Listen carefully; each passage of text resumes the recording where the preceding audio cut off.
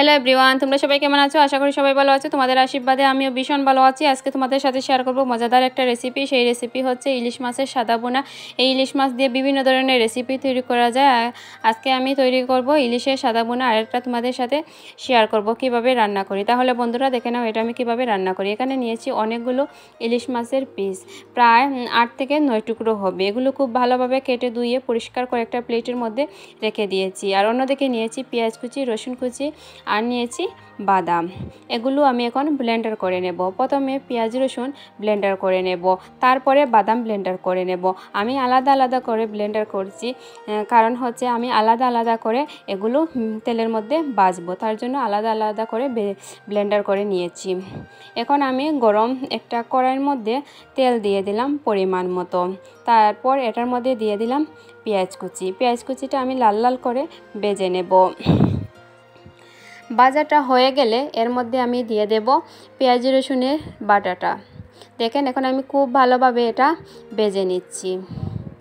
দেখেন বন্ধুরা, যাতে কোনো ধরনের কাঁচা গন্ধ যাতে না থাকে। তারপরে এটার মধ্যে গরম মশলা আর এলাচ দিয়ে দিলাম। তারপরে এটার মধ্যে দিয়ে দিলাম স্বাদ মতো লবণ, আর দিয়ে দিলাম আমি মরিচের গুঁড়া 2 চামচ। এরপরে দিয়ে দিলাম এখানে জিরা বাটা, আর দিয়ে দিলাম ধনে বাটা। এখন খুব ভালোভাবে এটা কষিয়ে নেব, যাতে কাঁচা গন্ধটা চলে যায় আর সুন্দর একটা কালার চলে আসে। দেখেন বন্ধুরা, আমি খুব ভালোভাবে এটা কষিয়ে নিয়েছি। দেখবেন কত সুন্দর একটা কালার চলে আসবে। বেশ কিছুক্ষণ সময় নিয়ে এটা কিন্তু কষাতে হবে। দেখেন অনেকক্ষণ কষানোর পর কত সুন্দর একটা কালার চলে এসেছে। এখন এর মধ্যে দিয়ে দেব আমি বাদাম বাটা। বাদাম বাটাটা দিয়ে বেশ কিছুক্ষণ এটা কষিয়ে নেব। দেখবেন কত সুন্দর একটা গন্ধ বের হবে, আর কত সুন্দর একটা কালারও চলে আসবে।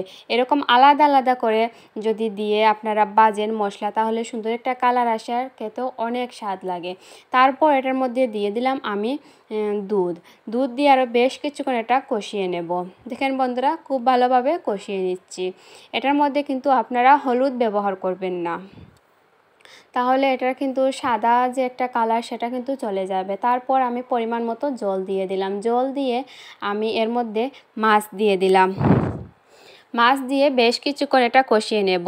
মশলার সাথে খুব ভালোভাবে এটা মিক্স করে নেব। দেখেন বন্ধুরা, খুব ভালোভাবে একটা মিক্স করে নিচ্ছি। মিশানোর পর আমি অপেক্ষা করব জলটা ফোটার জন্য। দেখেন বন্ধুরা, জলটা ফুটে যাচ্ছে। এই ফুটন্ত অবস্থায় আমি আরও 15 মিনিট রান্না করে নেব। 15 মিনিট রান্না হয়ে গেলে এর মধ্যে আমি দিয়ে দেব ঘি। দেখেন বন্ধুরা, আমার 15 মিনিট হয়ে গেছে। এখন এর মধ্যে আমি ঘি দিয়ে দিলাম। আমি 1 চামচ এটার মধ্যে ঘি অ্যাড করলাম।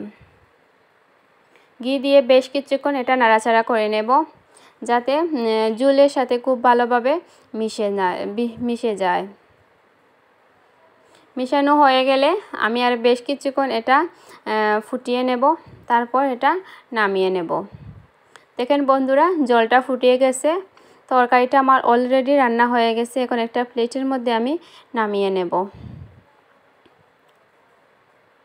বন্ধুরা, আমার এই রেসিপি যদি আপনাদের কাছে ভালো লেগে থাকে, অবশ্যই কিন্তু লাইক কমেন্ট করবেন এবং তার সাথে সাথে শেয়ার করবেন, অন্যকে দেখার সুযোগ করে দেবেন। আজকের মতো টাটা, বাই বাই। সবাই ভালো থাকবেন। দেখা হবে আবারও নতুন কোনো ভিডিও নিয়ে।